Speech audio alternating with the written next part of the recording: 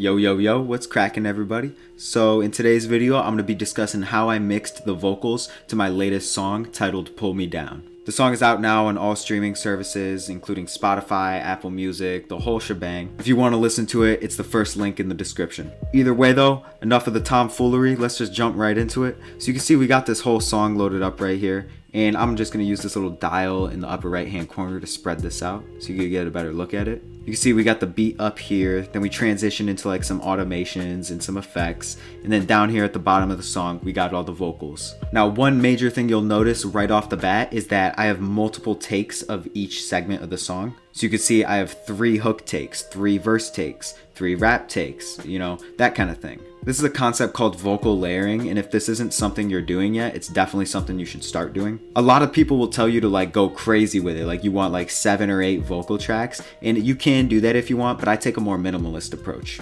Essentially, if I zoom into like, let's say the hook, we have this track right here, which is the main hook track. This is the one you mainly hear. But then after I recorded myself singing this, I went in and recorded the hook 2 more times, and these ones I just set them more in the background, and you can see I panned them to the left and to the right. This is just something you really want to do to make your vocals sound a lot more full and just to give it a wider stereo image. However, a big mistake I made at first when I was trying to do this was instead of recording brand new vocal takes, I would just take the main take, duplicate it, make it unique, and then put it in the background and pan it. This is a big no-no. You do not want to do this because it messes with something called the phasing of the vocal take. And I'm not really going to get too in-depth into what that means because it's a little bit too complicated for the sake of this video. And I honestly just don't know enough about it to really talk about it accurately, but I just know it's something that you don't want to do. So yeah, that's vocal layering. All you do is you just record the segment of the song multiple times and set 2 of those tracks in the background with the panning to the left and to the right. So now let's move into the actual effects that I have on my vocals. Now in my opinion, when it comes to putting effects on your vocals, less is always more. Obviously there's exceptions to that where you have like a harmony vocal or a background vocal and you want to put like a distortion on it or a flanger or something, and that's cool. However, for your main vocal, like the main thing people are going to be listening to, you do not want any of that. You really want to just keep it bare bones and simple. So the effects that I have on my main vocal are a fruity limiter, and I use this as a compressor. Then I have a de-esser. This is a plugin called De-esser Plus. This is a really great free de-essing plugin. There is a pro version if you want to get more features, but honestly, I find the free version works just fine. The next thing I have on them is an EQ, and when it comes to EQing vocals, you have to be really careful with this thing. Without any EQing whatsoever, you run the risk of the vocal muddying up the mix. However, with too much EQing, it can just completely destroy your vocals. So usually what I do in short is I just cut out some of the low frequencies up to around 100 Hertz, and I boost up these frequencies at around like 200 Hertz. I make a small dip at around 600 to 700 Hertz, and then another boost again from 1000 to 3000 Hertz. Something you definitely do not want to do, I repeat, do not do this, is go up here to presets and put it on vocal presence. For the longest time, I was doing this in my music and it just made all my vocals sound terrible. Do not use this preset, it sucks. Next up, I just have a slight reverb with the decay turned down a little bit and the wet at 25%. Then a sound goodizer to add a little bit of saturation, and this is just what you would use to add more color and like a bit of beefiness to your vocal take. You see I have it on the A setting, knob turned down pretty low. For something like rap vocals or like heavy metal, you'd probably want this turned up higher just because it's going to make the vocal more impactful. However, this is more of like a laid back space pop song, so I have it turned down relatively low. Finally, I have Valhalla Supermassive, which is a really great free delay plugin. It's sick as fuck, definitely better than Fruity Delay 3, and it's free, so why not grab it if you haven't yet. So here's what the main hook sounds like with and without the effects. Got all this time in the palm of my hand, and I try to do the best that I can, but I find the void in our land. It pulls me down, it pulls me down. Misguided by an unknown man who is sliding us into despair as he smiles at the whole affair that pulls me down, it pulls me down. Now as for the verse vocals, I pretty much did the exact same thing as I did for the hook vocals, just a couple of the parameters are adjusted a little bit. And honestly, the differences between the verse and the hook are too minute for me to really go in depth on. It's pretty much the same exact thing, just with a couple of the effects toned down slightly to make the verse not as affected as the hook. So now, let's say you did follow the very first tip in this video and you decided to layer your vocals, you'd probably be wondering how to mix the unison tracks that you recorded. Well, what I do is pretty much the exact same thing as what I do on the main track, just the volume is turned much lower and I throw on a fruity chorus. The fruity chorus is just on default settings with the mix knob turned down to 75%. And also there's no delay on these Unison tracks either. For the EQ, it's pretty much the same thing as before, just all the cuts and boosts are slightly more dramatic than they would be on the main vocal. Time in the palm of my hand, and I try to do the best that I can, but I find the void in our land. It pulls me down, it pulls me down. Misguided by an unknown man who is sliding us into despair as he smiles at the whole affair. That pulls me down, it pulls me down. And then once again, for the verse Unison tracks, I did pretty much the exact same thing. I just used a different plugin called Acon Digital Multiply for the chorus effect, and it has a delay on it. Now the next segment of the song that I want to touch on is this rap verse that I have right here. Just as before, almost everything is the same. However, the biggest difference with the rap vocals is that there's a saturator on them. And now if you remember, I did say that the sound goodizer that I put on the hook vocals does saturate them, and that is true. However, with the sound goodizer, there's only one knob, and that's it. It just saturates, and there's really no control over the different parameters. With this one, however, BPB Saturator, once again, free plugin, go cop.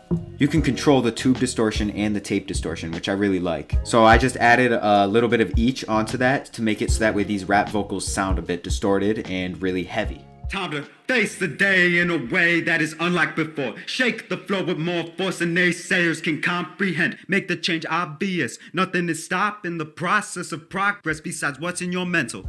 Now on the Unison vocals for the rap, that's where things get a little bit spicy. For these, I really wanted to make them sound cool and like kind of space age, so I did put a lot of effects on them. Basically, we just got the standard compressor and de-esser, and then for the EQ, I cut out a lot of the high frequencies to make them much more in the background.